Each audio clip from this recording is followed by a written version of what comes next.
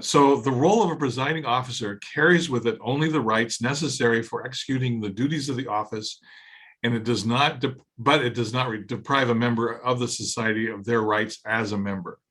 So if you are a member of a society, you don't really lose you don't lose your rights in that if you are elected presiding officer, because it shouldn't be a penalty. But the main idea here is that your rights have been given to you, and it's explicit. And one of the things that was an epiphany for me when I really got into this material was that in a democratic society, if you think back in Athens when these ideas were first sort of worked out, when everyone would get into a field and they would vote, all the power resided with the people. And so when you initially start an organization, all of the power lies with the members of the organization, and that power is allocated out. And the way the power is allocated out is through the bylaws. And the reason why you allocate power is to make the organization more efficient.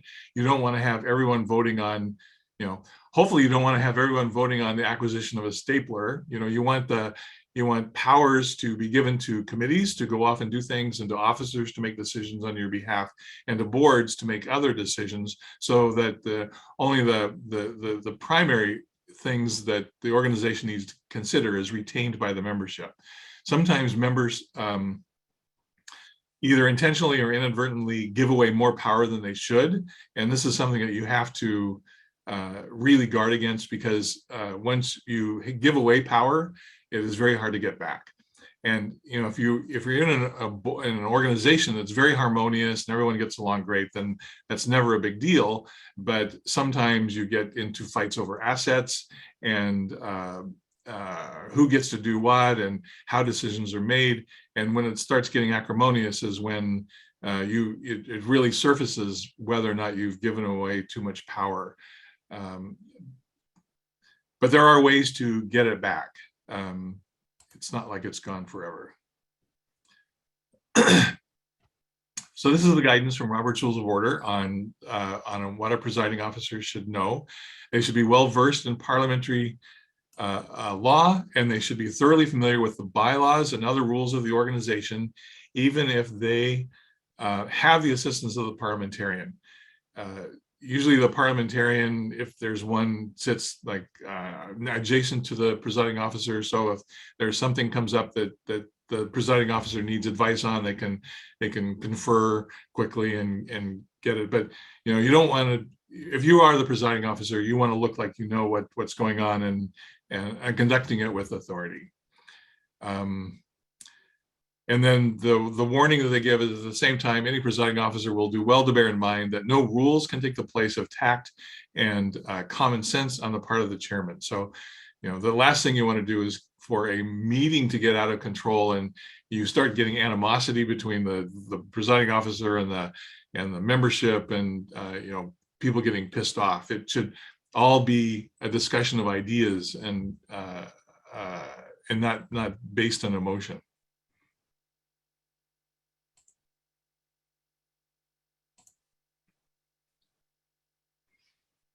If you have a parliamentary authority like Robert's Rules of Order, that usually lists what the duties of the presiding officer is. So you'll notice that these are basically just running the meetings, and ultimately the role of the presiding officer is to distill the will of the majority, so that the majority is making the decisions of the organization. It's unusual to give too much power to the presiding officer, because then it's not democratic. So what you find in the basic responsibilities of the presiding officer is that they open the meeting and they call it to order. They announce the proper sequence of business. They recognize members who are entitled to the floor. They state and put all questions that arise. And they protect the assembly from dilatory motions by refusing to recognize them.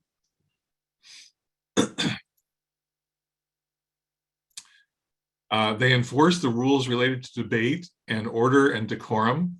And this is especially important. And one of the reasons why meetings go off track, I mean, there's there's actually some rules about how many times people can speak on a specific topic, and it's important for the presiding officer to not only be aware of them, but to track what goes on in the meeting, because you don't want people hogging the meeting. And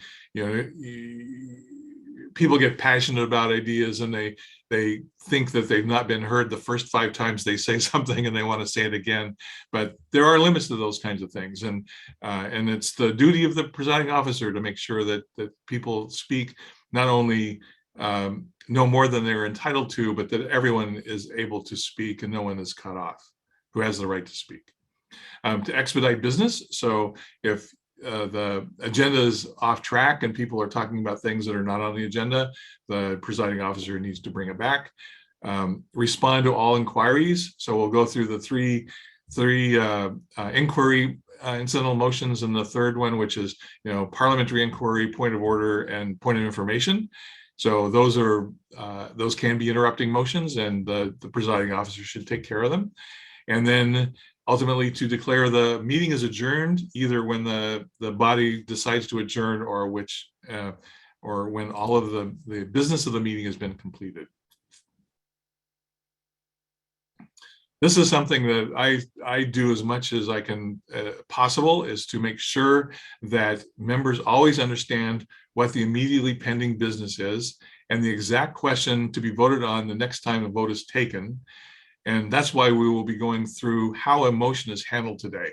It wasn't until 2016 that I learned the proper way of handling a motion, and it was an absolute revelation to me. And it's a way of making it very clear to the membership, so no one is sitting there scratching their heads saying, what are we voting on now? Because the last thing you want is for people to be voting on something that they don't understand, and then find out that something is passed that they don't agree with, and then you get all those sort of mixed emotions that occur.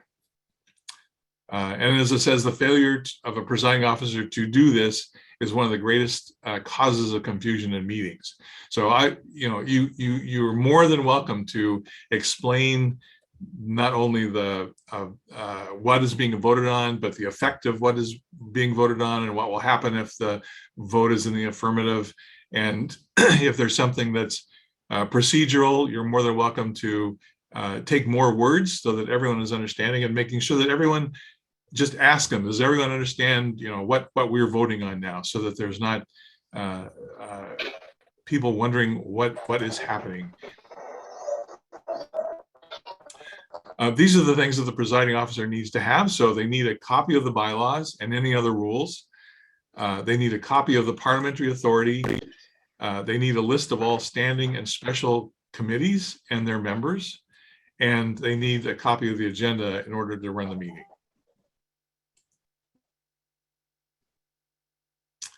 So those are the basic things for a presiding officer. And you'll notice that it's just running the meeting. There's no power given to the presiding officer in the parliamentary authority other than the presiding of the meeting. All the other powers that have been granted to the president and the vice president and any other officers you have to be articulated in the bylaws themselves. And if anyone wants to know if someone has the power to do something, you can go to the bylaws and read what powers have been given to them. And if those powers are not listed, they do not have them. There is no assumed powers beyond what is explicitly stated, even though you do find organizations where presiding officers go ahead and do things that they're not entitled to do. And you have the right as a member of an organization to say, point of order, I believe that was improper, and get things back on track. Any questions on the role of the presiding officer before we proceed?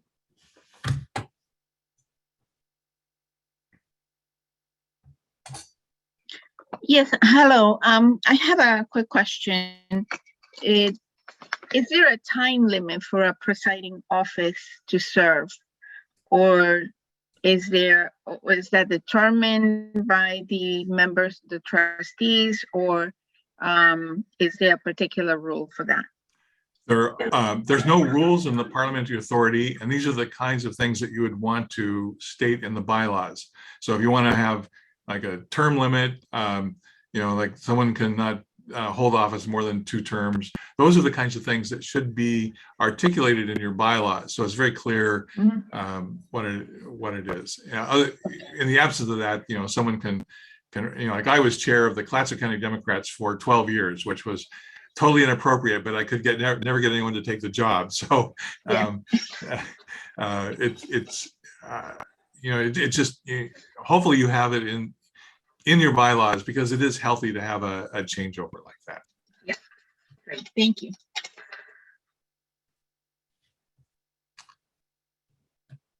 Okay, well, we're going to now go to the magical handling of motions.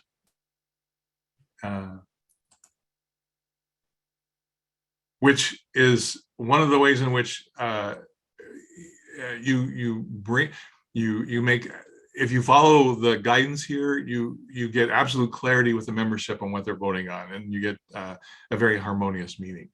The importance of a motion is this is the way in which business is brought before the assembly. It's not brought before the assembly by the chair. You might have heard the chair say things like, the chair will entertain a motion to do such and such, and that's because the chair does not have the right to make motions on behalf of the assembly. The assembly has to make them, unless you have rules that override that in your bylaws. So this is about how members and then also committees bring work that they've done for consideration in a general or a special meeting of your organization. So business is brought before the assembly by the motion of a member. A motion may itself bring its subject to the assembly's attention, or the motion may follow upon the presentation of a report or other communication. So often you have on the agenda, you'll see the reports of the committees who have been doing work, and maybe you have an events committee, and they've decided that they would like to recommend to the body that they have 2 events, 2 fundraising events each year, and so they will bring that in the form of a motion that is then presented to the assembly.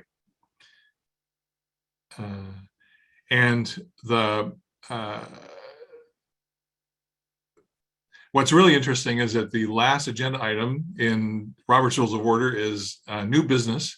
And this is how any legitimate business can be brought before the assembly by any member. So this is one of the powers that members have in an assembly. They have the right to attend meetings, they have the right to vote, they have the right to engage in debate, and they have the right to make motions. And so under new business, they can bring up any motion that they want. And if it's legitimate, then the chair has to bring it before the assembly, if it's seconded, of course. So a motion is a formal proposal by a member in a meeting that the assembly takes certain action. The proposed action may be of a substantive nature, or it may express a certain view, or direct that a particular investigation be conducted and the findings be reported to the assembly for possible future action or other similar business. This is a power that I find people don't generally exercise, because they probably don't recognize that they have the ability to do this. But if something is wrong or needs to be corrected or investigated or whatever, any member of an organization has the right to bring up a motion for consideration by the body. And of course, it's up to the majority, or in certain cases by a 2/3 majority if it's passed. But again, this is bringing things up. Could be a great idea and the majority passes it, or it could be a bad idea and the assembly decides to not act upon it, or the assembly might decide that it's a good idea but it needs improvement, and so they amend it.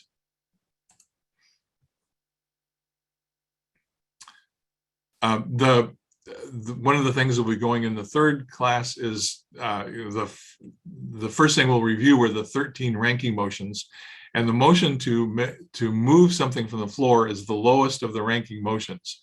And so when there's nothing on the floor, the motion to move something takes precedence over nothing. So it has to be no business on the floor in order to make a motion.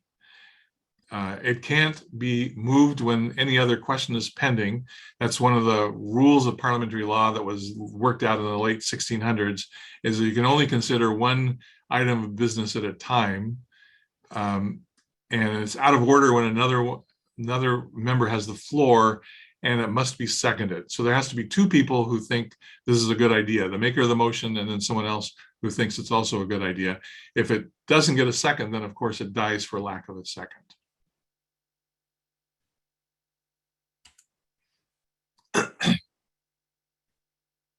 So examples of motions: I move that a violations investigation committee be formed to register and take complaints against the state and party organizations, to be comprised of 40 representatives in equal numbers of the 4 DNC regions of members with basic competency in parliamentary law. One of the things about motions is that you really want to get the language of the motion right. And so if you're going to bring up a motion, and you need to think about it in advance. It is very difficult to compose a motion of any complexity out of thin air. And if it's of any length, the presiding officer or the secretary even can ask that it be submitted in writing so that they get the exact language of what you wrote. And you want to nail down anything that's important in the motion, especially in things like forming committees, because if you don't specify those things, then you lose control over them, and it might morph into something that you didn't intend. I mean, if the majority doesn't agree with you anyway, then you have no control, but at least you've got the idea out there, if you're the maker of the motion, and the way you wish this to be handled.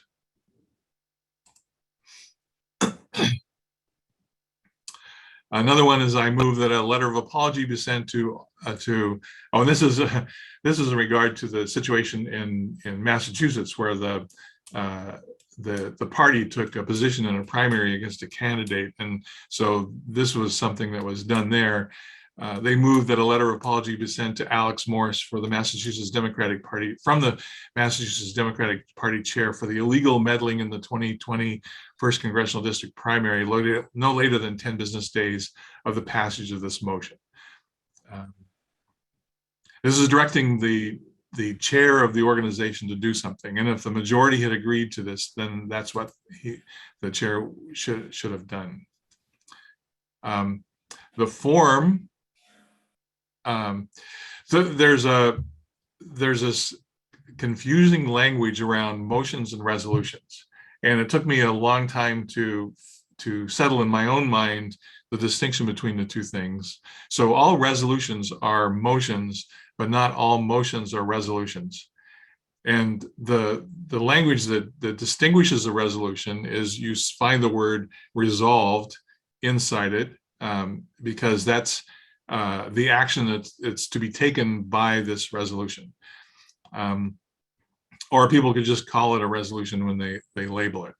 It starts getting a little gray when you have a committee chartered with resolutions. And so the open question is, do they also take care of all motions as well? And in my mind, no.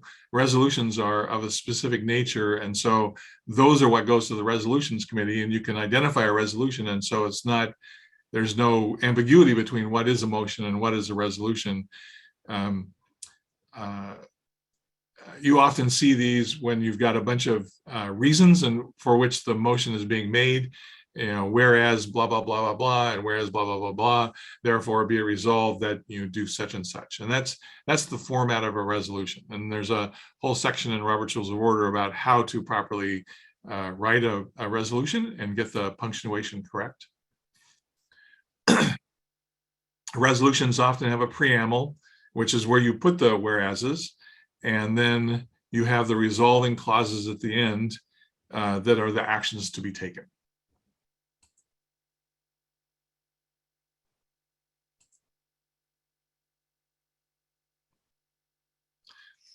So now we're going to go over the 6 steps of handling a motion. And if your presiding officer follows these, then you should avoid people wondering what they're doing.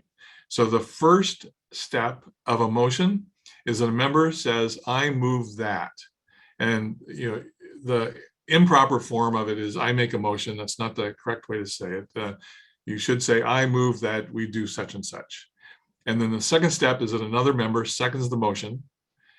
And then the chair states the question on the motion, which is restating the motion exactly as the member stated it. And this is why it's so important for the member to get the language of their motion correct. If a member says, so moved, like if the chair says, the chair will entertain a motion to have a special meeting on March 6th, and someone says so moved, the chair should not allow them to do that. The chair should really request that they state the motion in their own words, because otherwise they're really not adding any value. So maybe they don't want to have it on the 6th, they want to have it on the 15th. And so that's their prerogative to say, I move that we have the special meeting on March 6th or March 15th. And then if another member seconds it, then that becomes the motion on the floor, and the chair says, it has been moved and seconded that we have a special meeting on the 15th of March. The next step, so once the chair says that, then the motion becomes, is then owned by the assembly. It no longer belongs to the maker of the motion. And the chair then handles debate. And so the chair first offers the maker of the motion the opportunity to speak, and then they say, yes, I believe that needs to be on the 15th because we've got the state organization meeting prior to that, and it would be very important for us to meet, blah blah blah. And then when they finish speaking, the chair then recognizes other speakers who are members of the organization to speak either for or against the motion.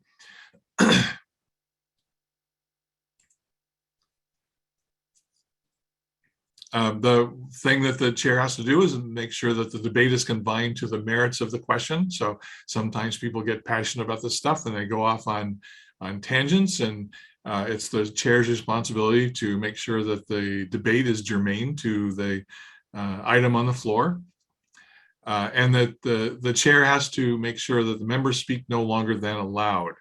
The default in Robert's Rules of Order is that no one can speak more than twice on a topic for 10 minutes. Now, you can imagine that if 3 people speak for 10 minutes and you have an hour-and-a-half meeting, you've gobbled up a lot of the meeting time just in debate, which is allowable. And once someone has been given the floor, and that is the rule, then they can speak up to 10 minutes. And that's why organizations commonly adopt special rules that cut down on the duration and frequency, or maybe increase the frequency of debate so that people can speak more than twice, but not for the full 10 minutes, which you can do. And special rules require a 2/3 vote because they're a limitation on your basic rights as a member, but it could make the meetings less painful. So if you have the right to speak twice on a topic, if you do not have the right, unless the assembly agrees to allow you to speak again for a 3rd time on something that you really wanted to mention that you didn't, you neglected to speak when you had the right to speak. Once everyone has spoken, then the chair puts the question to a vote. So the chair will say, so the question before you is, shall we have a special meeting on March 15th? And then the chair takes the vote. And so people vote in favor and people vote against, and then the chair announces the result. And so if the chair puts the question and keeps repeating, even though it might feel redundant, repeating the motion that has been made, then people always understand what the motion is before them that they're voting on, and you don't have confusion when people cast their vote. A member who wishes to speak must be recognized by the chair. You don't, as chair, you don't get to pick and choose the people that get to speak, and you can't exclude people who have the right to speak, because being able to speak in debate is one of your 4 basic rights of being a member. The chair does not enter in debate except in small boards and committees, which we'll talk about in a separate session. The chair has to maintain impartiality. So, even if the chair is passionate about something, there's a process by which they can turn over the presiding of the meeting and basically take on the role of a member if they have something that they want to say and engage in debate.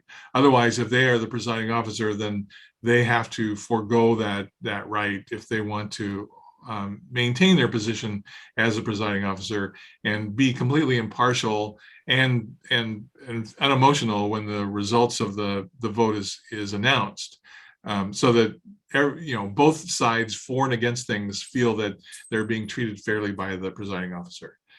The chair does not cast votes unless the voting is by ballot or the chair is voting in a case that could affect the results. So if it's a ballot vote, no one knows how the chair votes because it's presumably a secret ballot, and so that their ballot is cast with everyone else. If it's a voice vote and it's one off or it's tied, like if the vote is 16-16, the motion will fail, but the chair can cast a vote could cast a vote for the motion and cause it to be passed. So the chair would say, the vote is 16-16. The chair votes in favor of the motion, making the vote 17-16, and so the motion passes. So when there's a tie, the chair can vote.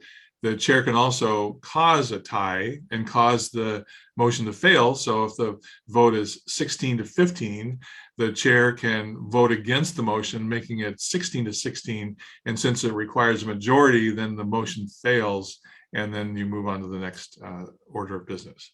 But those are the only circumstances in which the chair should vote.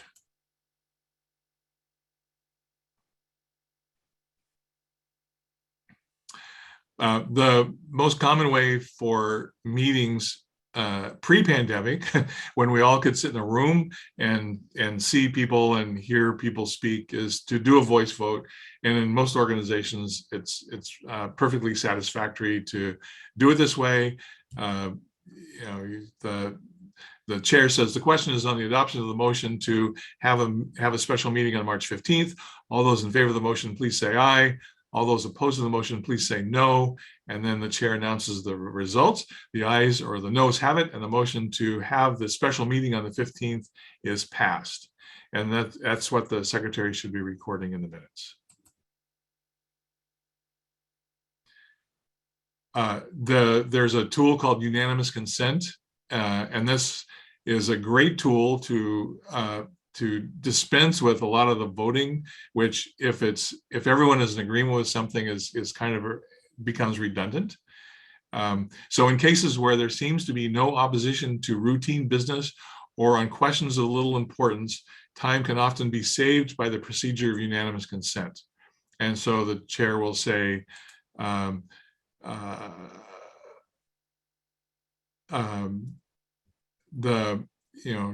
is there any objection to the agenda as presented?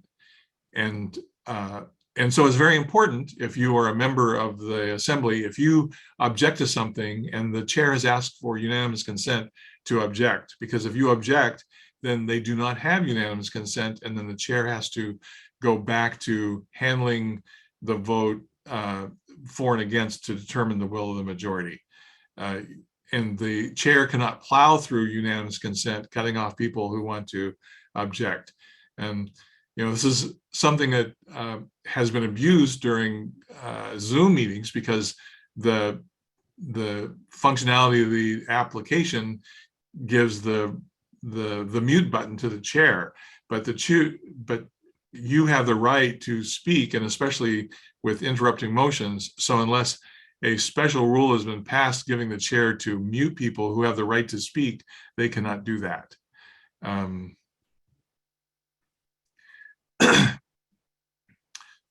A rising vote is when when the vote is inconclusive. So, maybe people raise their voices in opposition to something, and so it wasn't clear if a majority was in favor or a majority was against something. So then you can take a rising vote, and you as a presiding officer can make a call on doing this. the chair is unclear on the results of the vote, so we'll take a rising vote. All those in favor of the motion, please stand. And then either visually you can gauge that the majority is for or against something, or if necessary, you can count the people who have risen in favor and against something. The other time in which this is important is when you need a 2/3 vote, because if you take a voice vote, it sometimes is not clear whether the 2/3 majority has been achieved. It might sound more like it was 50-50 or just a slight majority. And if it requires 2/3, then it fails. So taking a rising vote is also good when you're voting on something that requires a 2/3 vote. And this is where you actually have people rise. You can also do a show of hands, which is an alternate to a voice vote. And this follows the same pattern where the question is on the adoption of the motion to do blah, blah, blah. And then the people raise their hands.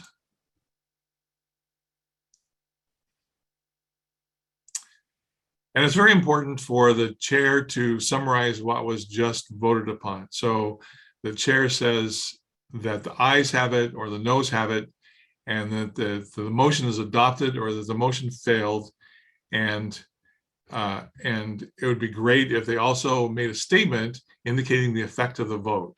So the ayes have it, the motion to have the special meeting on March 15th was passed, and so we will proceed with issuing the announcement to the meeting so everyone knows the details of attending. And then once the vote is complete, the chair immediately takes up the next item of business. So the meeting moves right along. And this is especially important if you've ended up with something that was contentious and emotional. You just move right to the next item on the order of business and continue on, and you find that people can just shift their minds off of what they were just discussing and go on to the next topic.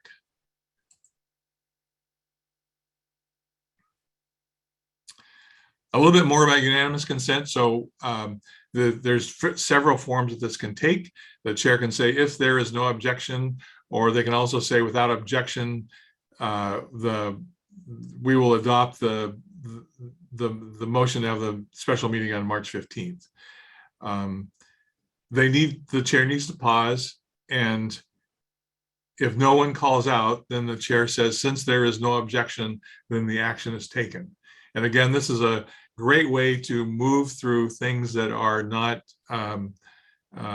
controversial and really focus the time of the meeting on what is more important. There are rules that cannot be suspended.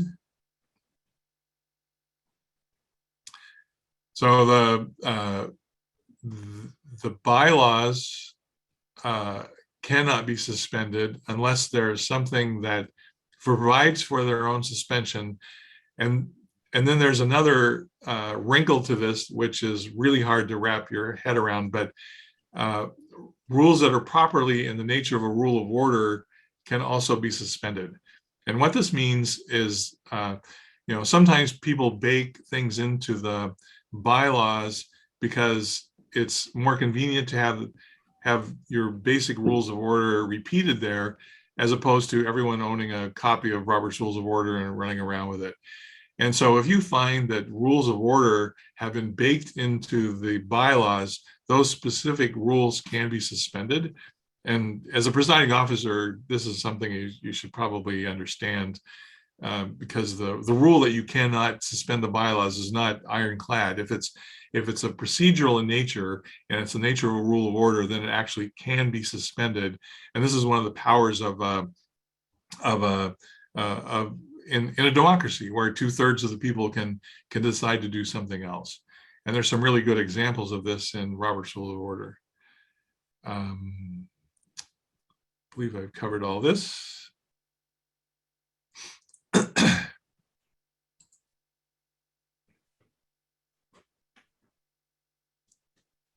So again, by a 2/3 vote, the assembly can overrule the rules of order and the bylaws. And examples of this is any authority given to the chair. So you often see under the duties of the chair will preside at all meetings. Well, that's a rule of order. And if you have a chair who has been making inappropriate comments at the last 3 meetings and you're just not going to abide by it, someone can move that the chair be removed from presiding at the current meeting, and by a 2/3 vote, they have the right to do that, even though it says in the bylaws that the chair shall be the presiding officer at the meeting. And that's because it's of a nature of a rule of order. Another example is new business automatically referred to a committee. So you might disagree with how something has been referred to a committee. Maybe the chair had 2 options and the chair chose one and you felt it should be something else. You can move to suspend the rules and redirect that if you think that that's appropriate to do. And the moving to suspend the rules is one of the ones that we'll go over in the 3rd class.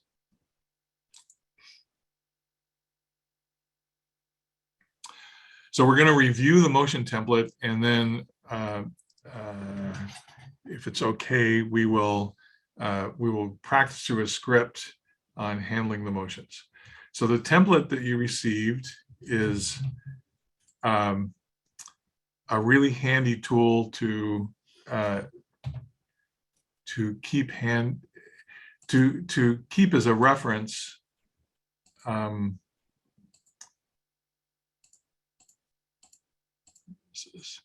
To keep as a reference in motions, especially if you're not familiar with the language, because even though this might seem very simple, I was surprised at how easily I was tripped up when I first started doing this properly. Let me make this a little bit bigger. So this is the script for a main motion. So a member says, "I move that," and then they state their motion. And then the presiding officer says, if no second is offered, automatically the chair asks for a second. If no second is made, then the chair announces that the motion dies for lack of a second, and then you move on to the next order of business.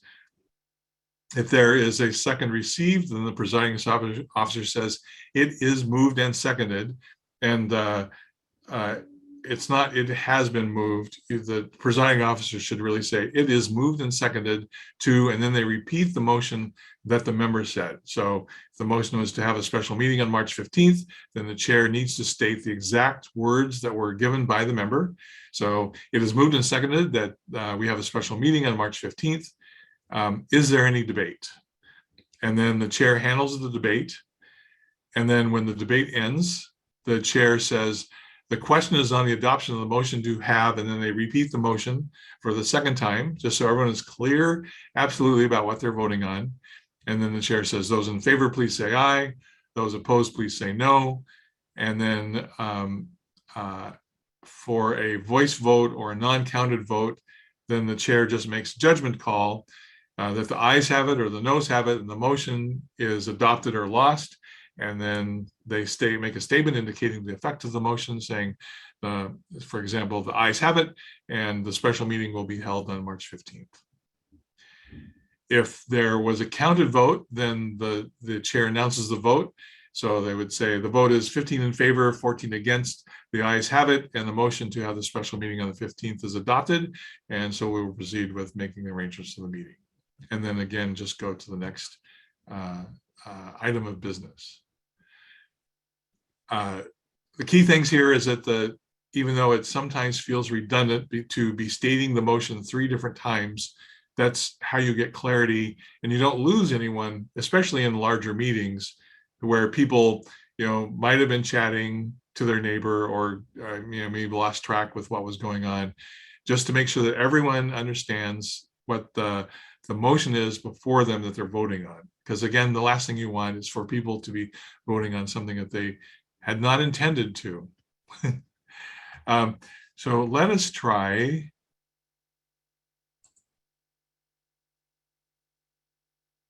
a script. And so I've got 6 roles. And so the Colonel Mustard is chair. And so let me take out these former names.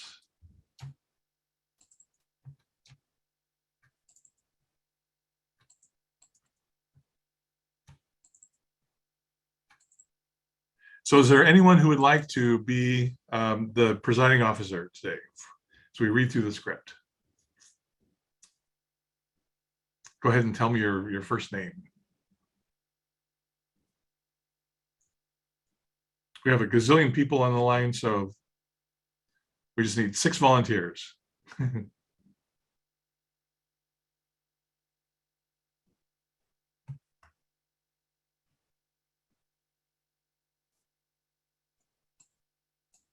Sure, I'll do it. Kathleen McGraw.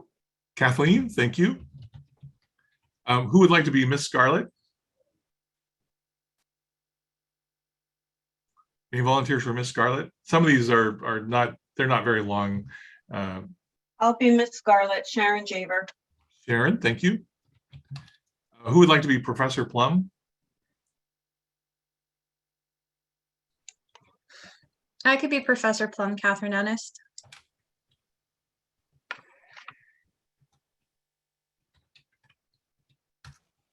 And who would like to be Mr. Green?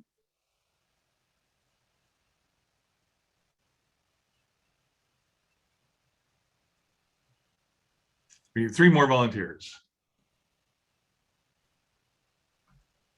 Yes, I'll be Mr. Green. That's Anna Kitchener. Anna, thank you, Anna. And who would like to be Mrs. White? I'll be Mrs. White, Linda Rind, Is that L-Y or L-I? L-I. Thank you, Linda. And who would like to be Mrs. Peacock?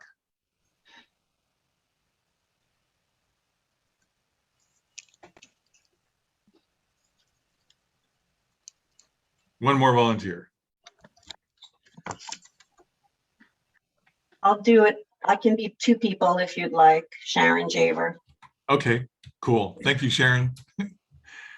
Kathleen is Colonel Mustard. Sharon is Miss Peacock. Catherine Ennis is Professor Plum. Anna is Mr. Green. Linda is Mrs. White. And Sharon is Mrs. Peacock. So let me see if I can find my script now.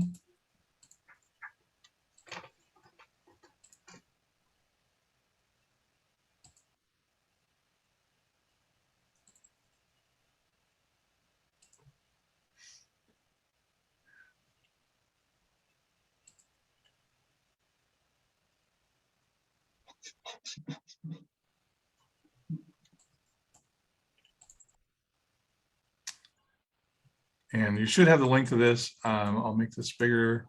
Hopefully you can read this. So go ahead, Colonel Mustard.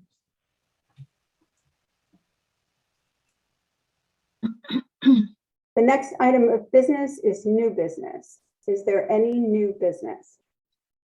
I'm raising my hand. I'm Mrs. Peacock. Mrs. Peacock, please state your business. I move that this organization apply for a grant from the Ford Foundation. Is there a second? Second. It is moved and seconded that this organization apply for a grant from the Ford Foundation. Mrs. Peacock, would you like to speak to your motion? Yes, we are always short of funds, which limits in our ability to carry out the mission of our organization. We might not get the grant, but we won't receive financial support if we do not try. Is there any further debate? It's a great idea, but who has time to write a grant? We all have day jobs and can barely cover the activities now. Is there further debate? Indeed, if the motion passes, I volunteer to help apply for the grant. Is there any further debate? Seeing none, the question is on the adoption of the motion to apply for a grant from the Ford Foundation. All those in favor say aye. Aye. Aye. All those opposed say no. The ayes have it and the motion is adopted. Our organization will submit a grant application to the Ford Foundation, and I appoint Professor Plum as the committee chair. Is there any further new business? So that was the happy path through a motion. You notice that the presiding officer was completely impartial about the handling of this and recognized anyone who wanted to speak, and people were allowed to say whatever they wanted to, as long as it's germane to the argument. And then the chair took a vote and announced the results, and they moved on. So nice, clean handling of a debate. If this is reflective of your experience in meetings, that's even then you have an awesome presiding officer. What usually doesn't happen again is that you have this repeating of the motion itself, so people understand what is being voted on.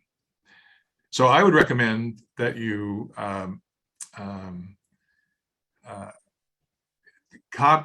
make copies of the templates for both the making of the motion and amending the motion, which we're going to go through next, and have those handy until you've really internalized how the language goes.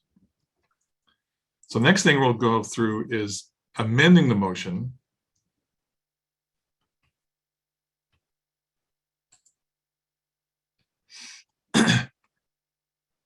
And this is how you modify a pending motion before being enacted upon. And this is usually the part of meetings that drive people nuts, because you get into exchanging one word for another word and doing votes on it. And it can drive people nuts. And this is one of the things that causes people to really rebel against Robert's Rules of Order, because it's just it just feels like it's awfully bureaucratic to get to a decision. But if you utilize things like unanimous consent, you can do things like you do amendments in a way that doesn't infringe upon people's rights, and you can avoid some of the muck that drags these meetings down. So to amend a motion is to modify the wording and within certain limits the meaning of a pending motion before the pending motion itself is acted upon. So as I was saying earlier, because once a motion has been seconded and stated by the chair, it becomes the ownership of the assembly, and they can do with it what they want. It's no longer belongs to the maker of the motion. I found this to be very interesting. There's really only 3 forms of amendment. You can insert or add language, and the words insert and add have specific meanings. So insert means that you are putting words into a motion before the end of the motion, so inserting it inside of it, or adding language to the end of the motion, so it just goes between the last word and the period. You can strike out words, so there could be things in the motion you think that should be removed, so you can move to strike out the words, and you can also strike out a full paragraph if you want to. And then the third is a combination of the 2 forms. You can strike out and insert, or similarly substitute. So if you don't like a sentence in the middle of the motion, you can say, I move to strike out the words, 15th of September and insert 15th of or 20th of March, or whatever you want it to do. So those are the 3 forms of amendments, and you need to be specific if you are a member making these motions, because you are editing the language of the motion itself.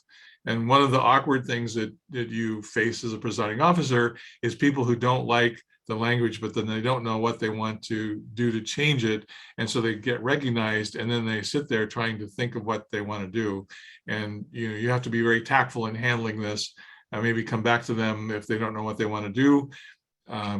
But by all means, make sure that you get the motion of what they want to do accurately recorded by the secretary, so that you're reflecting the will of the member.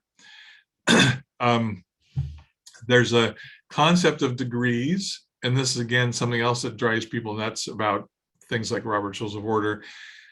Degree is there's a primary and secondary amendments that are allowed to motions. So a primary amendment is where you're amending the language of the motion itself. And a secondary amendment is when you're modifying the language of the amendment. Now, the good news is that you don't have to go beyond a secondary amendment, because that would totally drive everyone nuts. But the main thing to remember is that the primary amendment applies directly to the main motion, and the secondary amendment applies to the primary pending amendment. And this does get confusing, but there is a way to handle this so that you can keep what you're doing straight in everyone's minds. And again, there's no more than one primary and one secondary amendment are permitted to be pending at the same time. What's really awkward when you are the presiding officer is when people get confused and they have a primary amendment and then they think that they're making a secondary amendment, but they're actually making a primary amendment to another part of the motion, and that's not allowed. You've got to deal with one primary amendment before you can move to another primary amendment. And if you get lost, then you've lost the whole audience, because no one can track what's going on. So always make sure that there's only one primary amendment being handled, and then the secondary amendment has to be to the primary amendment. It can't be to any other part of the motion. The other thing is that the amendment must be germane to be in order. You often see legislatures do things like, out here they call it gut stuff, where they take a title of a piece of legislation and they remove everything that's in the legislation and they replace it with whole other language. And so instead of doing something, they end up doing something else, just because they have this placeholder on their agenda for the session. But under Robert's Rules of Order, that sort of thing is not allowed. So to be germane in an amendment, it has to be in some way involve the same question that is raised by the motion to which it is applied. And then when a secondary amendment is applied to a primary amendment, it must be germane to the primary amendment. You can't go off and introduce new concepts. So what we will do is review the amendment template, and I think in the interest of time, we won't do the practice script, but it's, if you are a presiding officer, it would be good to read through it and practice it, so that when you encounter this situation, you can handle it properly.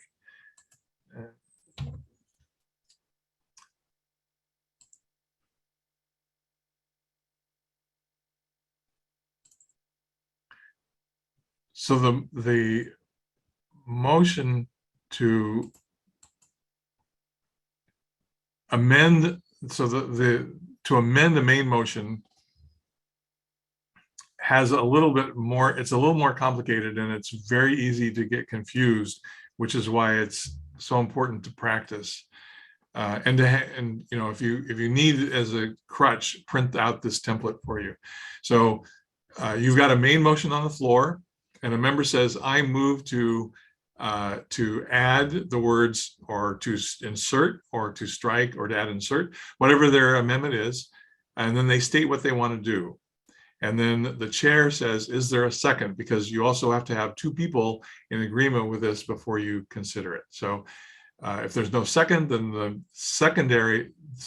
amendment fails for lack of a second, and you immediately go back to debate on the main motion.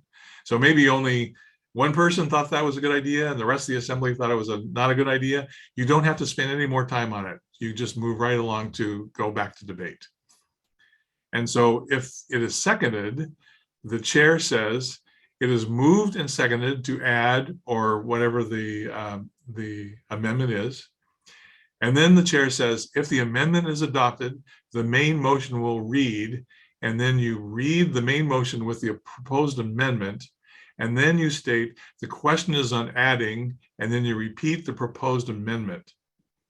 And if you do this, you've done your best effort possible to make sure that everyone understands what they're doing. So you've stated what how the motion will read if this is adopted, and then you state specifically what they're voting on. And then the debate has to be confined to the amendment. They can't go back to debating another part of the motion, because what is now before the assembly is the amendment to the main motion. and then the chair handles the debate. So again, the maker of the motion gets to speak first, and then the chair handles the rest of the debate until the debate ends. And then when the debate is over, the chair says the question is on handling, and then they repeat the proposed amendment. So I'm sorry, the question is on adding or inserting or striking, whatever the amendment is. And then again, the chair says, if the amendment is adopted, the motion will read, and this is where they repeat the original motion with the proposed amendment.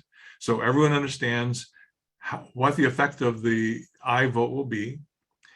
And then they state again the amendment, and the chair says those in favor of adding or whatever the amendment is, and they state the amendment, and then they say, all those in favor of the amendment, please say aye. Those opposed to the amendment, please say no. And then they announce the result of it, and they say the ayes have it, and the amendment is adopted. And the question is now on the main motion as amended, and then you repeat the original motion as it now sits, because as soon as the amendment is passed, then it is integrated into the main motion, and that becomes the motion before the assembly. And then they say, are you ready for the question? Which means, do they want to vote on it, or do they want to do further debate? If the amendment fails, the chair says the noes have it and the motion is lost. The question is now on the motion and you repeat the original motion as it exists now before the assembly without the addition because the amendment failed. And it might sound confusing, but what this does is make sure that the motion before the assembly is repeated, so all the people sitting there watching, attending the meeting is very clear on what the business is before them.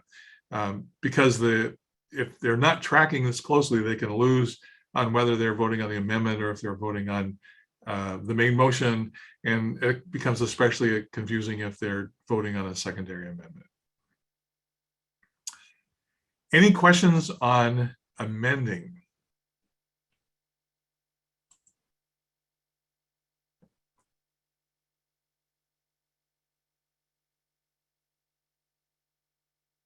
So someone said, so an amendment must be accepted by the assembly and not by the maker of the motion.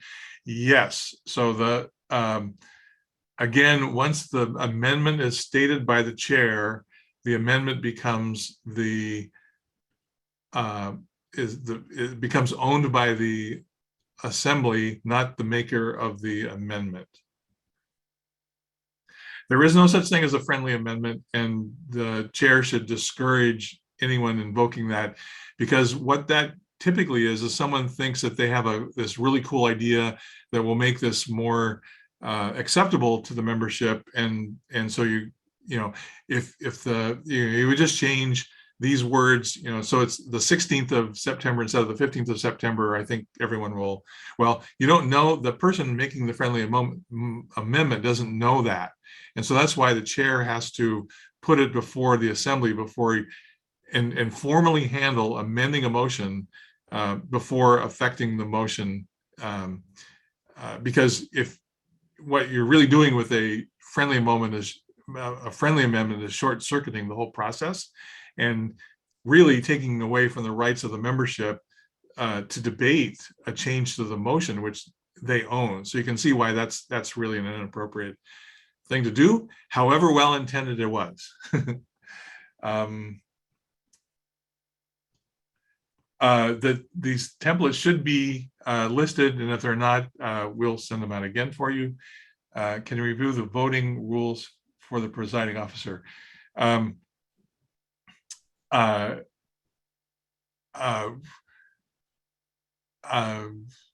not quite sure what the intention is. Could I say something? Yes. I was the one who asked the question, and what I'm concerned about is the rules when an officer votes for a tiebreaker or close to a tiebreaker, like you gave the example of a 16-16 vote, and you gave the example when the presiding officer voted in favor. What about when the presiding officer votes against? It's the same thing. You would just say the application or whatever failed, and the vote is no. Yes. So in the instance where the vote is like 16 to 15, the chair would say the vote on the motion is 16 to 15. The chair votes against the motion. And so the vote is 16 to 16. Being a tie, no majority is achieved and the motion fails. Because you have to have a majority for something to pass. Right, no, I'm actually a little confused. Maybe I asked it improperly. Let's say it's 16 to 15, 16 against, 15 in favor, and the chair says, I vote against. So it's 17 to 15? So the chair should always announce the ayes first and the noes second. Okay. So that would help relieve confusion. Okay. And so if whatever it is, so if it's 15 to 16, it fails because it's 16 against. If it's 16 to 16, it fails because no majority is achieved. Okay. If it's 16 to 15, it passes. And then the chair has the option of voting in that if their vote would change the effect of the result. Okay, so if the chair votes no, that would, if the 15 to 16, the chair votes no. It's a tie and it fails. Yeah, if the vote was 16 to 15, 16 in favor, 15 against, and the chair votes against it, then the against vote increases by 1. So it's 16 to 16, and because it's a tie, it fails. Okay, great. Thank you very much. It's totally confusing, so glad you asked. Okay, thank you.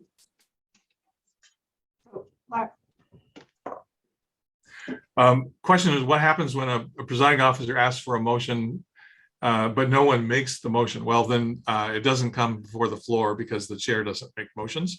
So the chair can say, no, the chair would entertain a motion to have a picnic on July 4th. And if nobody thinks that's a good idea because everyone's got plans on July 4th and it's silence, then the chair would say, all right. And then they move right along to the next order of business because nobody wanted to do it. And even if someone said, I move that we have a picnic on July 4th, if it's not seconded, then it still dies. And the chair will say, well, the motion to have a picnic on July 4th fails for lack of a second, and we'll go to the next item of business. Could I also ask, because Sure. I asked that question again, I'm sorry. What if it's on a really serious matter that the chair is asking the board to vote on a new chair and a new vice chair and nobody makes a motion? Is it proper for the chair to make a suggestion who should be voted on in those circumstances? No, the chair really needs to be impartial. That's what I thought. Yeah. Yeah. Okay. So yeah, I mean, the chair, the times when a chair should suggest motions is to help people move business along. Okay. Not to lead. And so it's a very delicate balance that the presiding officer needs to handle, but especially if people are not familiar with behaving in a democracy and understanding their rights and what they can do in a meeting, it's always helpful for the chair to make suggestions. And Okay. Certainly if someone has a question about how a procedure should be conducted, they can say, I have a parliamentary inquiry. How do I amend the motion on the floor? And then the chair can explain to them how to amend it.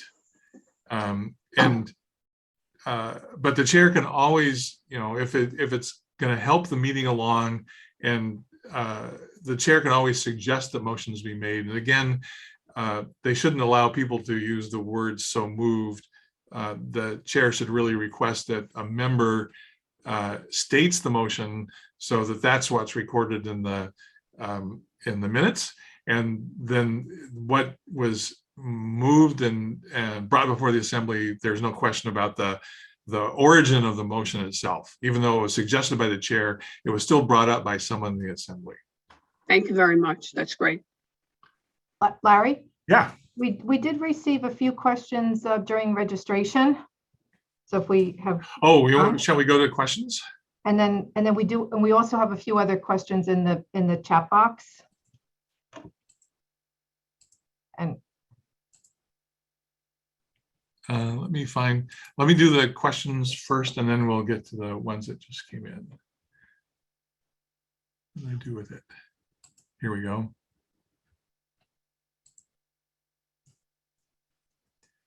So these were questions that were sent in advance. What are the duties and responsibilities of the vice president? Those would be listed in the bylaws, so that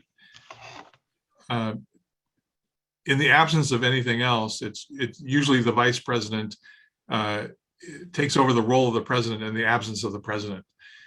There's really only two roles that are required to be filled in basic parliamentary law. One of them is the presiding officer, and the other is the secretary. And that's just because you need someone to lead the meeting and enforce the rules, and you need someone to record the actions of the meeting so that there's a record of the decisions that were made. So things like presidents are roles that then become defined in the bylaws. And that's, as I said in the beginning, where powers are given to the presidents and the vice presidents and any other officers you might have to facilitate the work of the organization and not make, put every decision on the membership when they make decisions. So hopefully, if you have a vice president, there's a line in the bylaws which states what the vice president is allowed to do. And as I said earlier, if it's not listed in the bylaws, then they don't have it. It's not a power that they have been given by the membership. The next question, I would love to learn more about voting, the difference between a roll call vote and a voice vote. For example, when is it required to do a roll call vote, and when is voice voting appropriate? There is no requirement for any of the forms of voting. It is the responsibility of the chair, of the presiding officer, to make sure that the majority is determined properly, and by whatever method they should do it, they should utilize.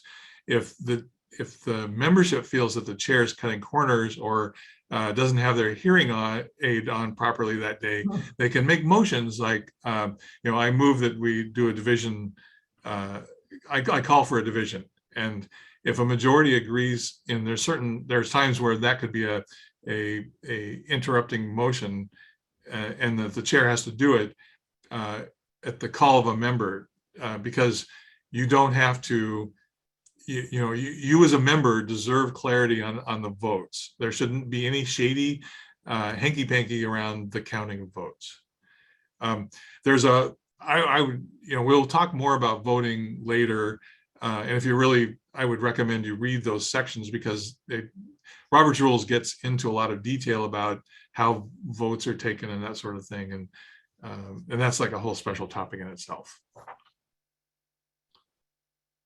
What constitutes a membership in terms of voting? The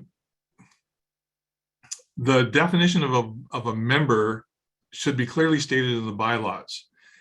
And there's some things about defining what a member is that's important to include.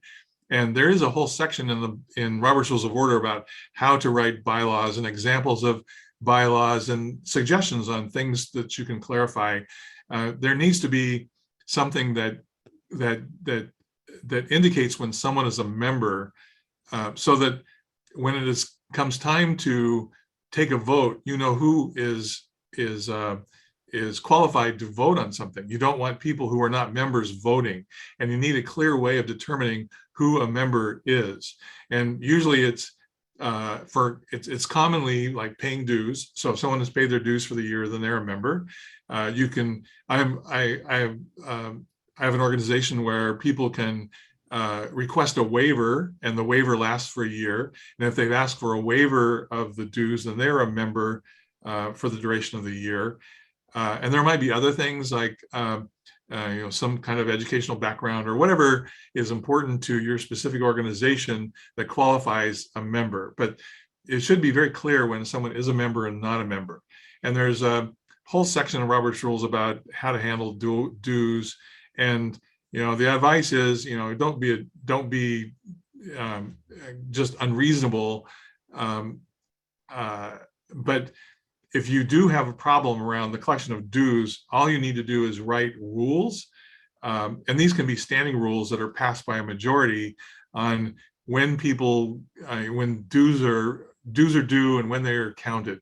Like, you know, if you have a fiscal year from January 1st to December 31st, and someone pays in December, does that count for the subsequent year? You know, those kinds of things can be clarified in standing rules, so that there's no confusion about who a member is, because the last thing you want to do is have a floor fight over who can vote on something. But you also need absolute clarity on who's eligible to vote, because if you do get into a situation that's contentious, then, you know, someone could get elected by one vote, and so then you have to go into the whole thing about contesting the vote, and you know, that's just a mess that you want to avoid.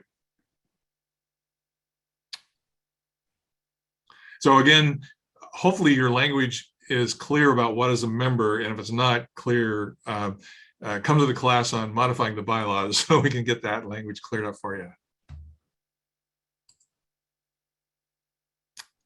And I just repeated that. So what other questions do we have, Darlene? So we have a follow-up question regarding the attendance roll call and the voting roll call. What order should the roll call be in? Alphabetical, seniority, seating? Are there any rules? There are no rules in the parliamentary authority. So these are the kinds of things where they are organizational specific, and you should outline them. And you know, rules are the last thing people want to read, but they're also just great for clarifying. There's, you know, and it's unique to every organization. So what's important to one organization might not be important to another. You know, there is an order to business. So the first thing you need to do is determine if you have a quorum in order to conduct business in a meeting. And we'll talk about that in the next class, which is on the agenda.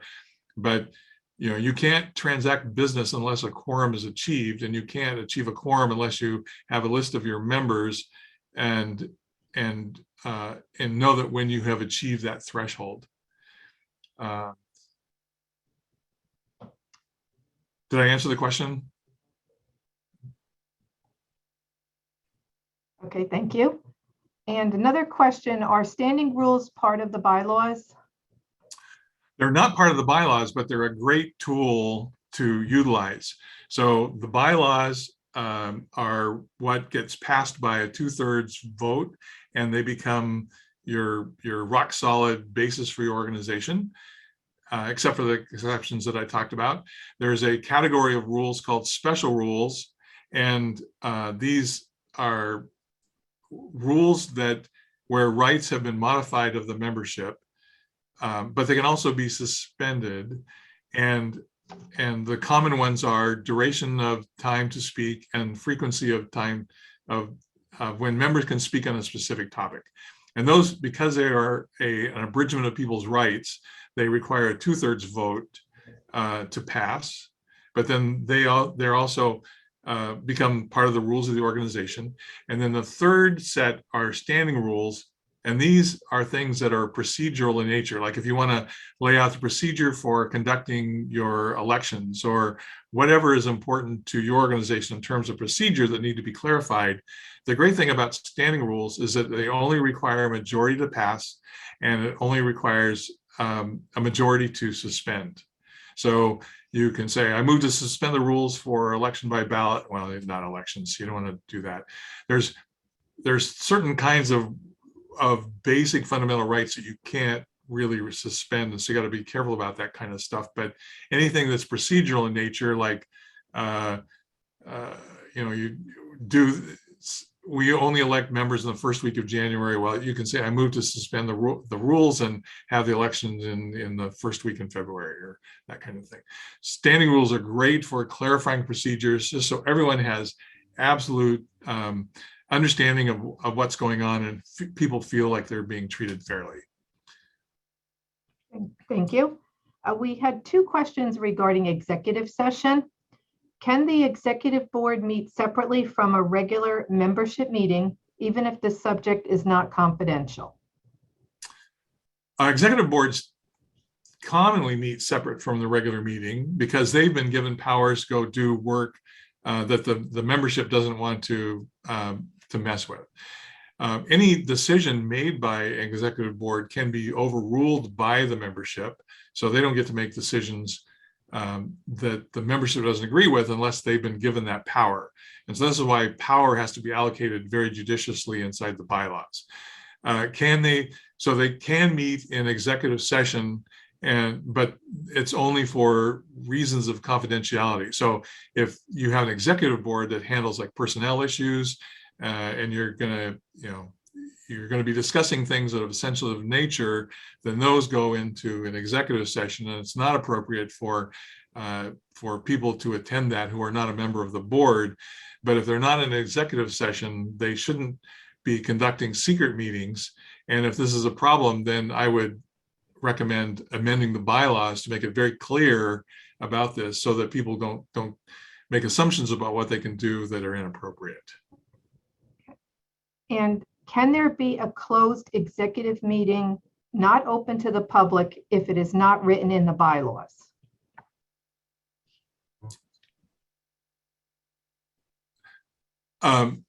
They can go into executive session, but again, their powers are derived from two places. They're derived from the bylaws, and they're derived from the parliamentary authority. And if those, they do not own any powers that are not identified in those things. This is a common misunderstanding, because people belong to organizations and they see people do things and they assume that that's a power that's been given to them. Well, it turns out that that's not that's an incorrect assumption.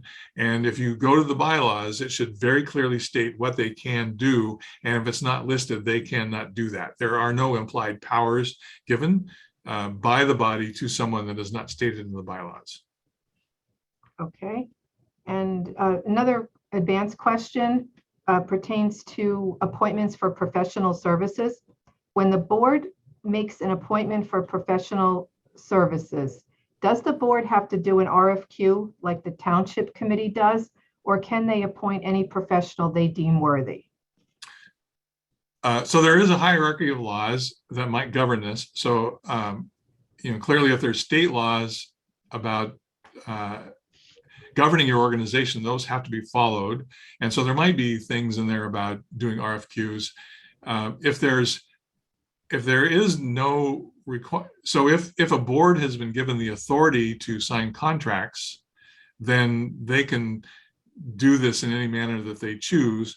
If it's important that things be specific and nailed down, then this is another opportunity to have right rules that guide the executive board and how they behave.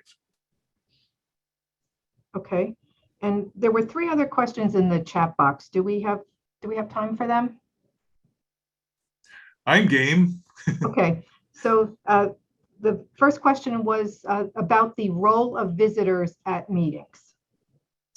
So visitors are not members, and there's two common scenarios. So one scenario is where you've got like your model train society, and people are interested in joining possibly, but they're not members. And so as long as there's no rule against non-members attending, they're more than welcome to sit in. And it's a great way to expand membership and be friendly and do outreach. But they do not have any right to sit in the meeting if they are not a member.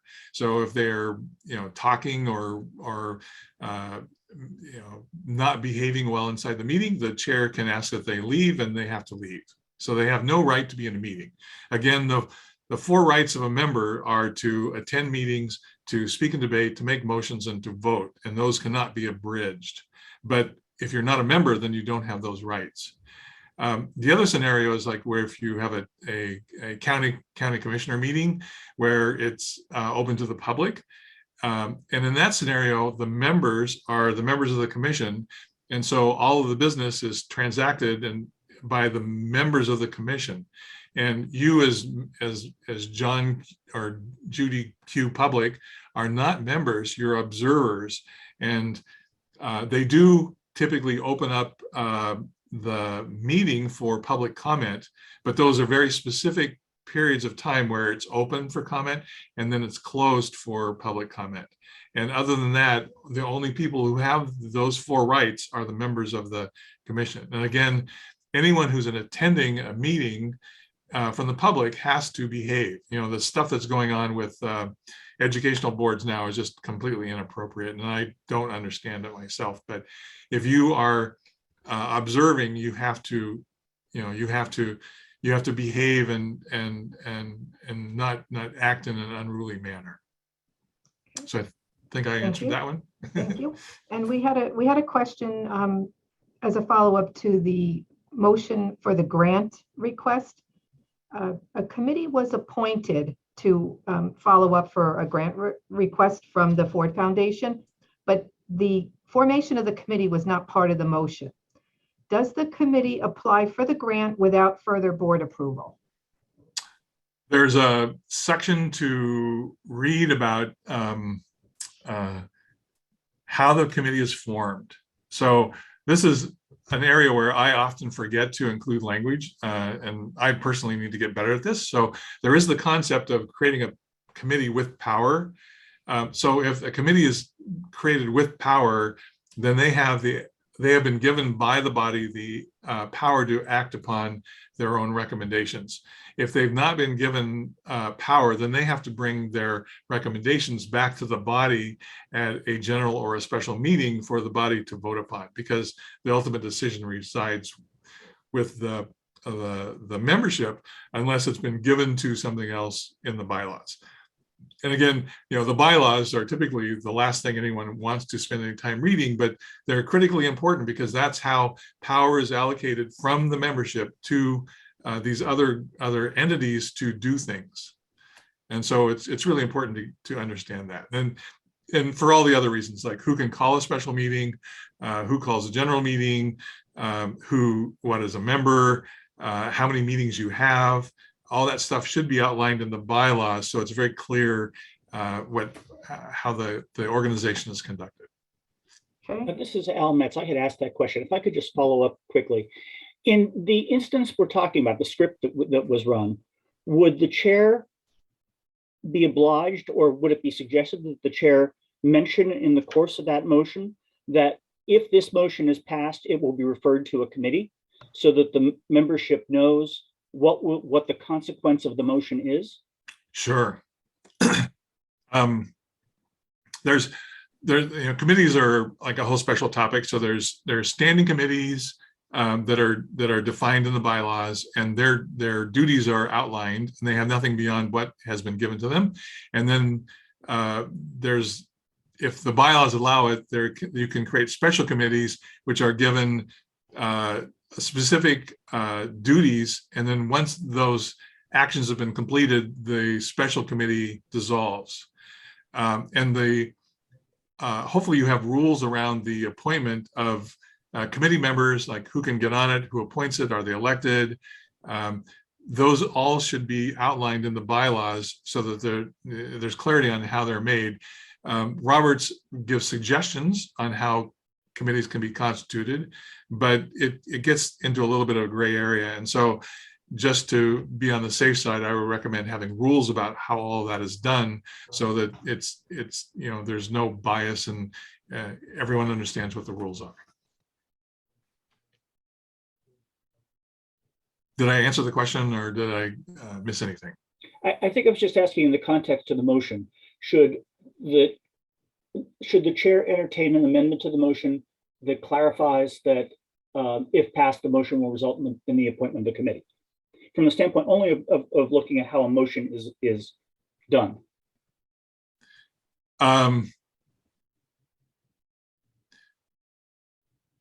Again, yes, the chair can make suggestions to the maker of the motion before it's stated. So someone says, I move that we create a committee to do such and such. And the chair can say, did you want to refer this to an existing committee or a special committee?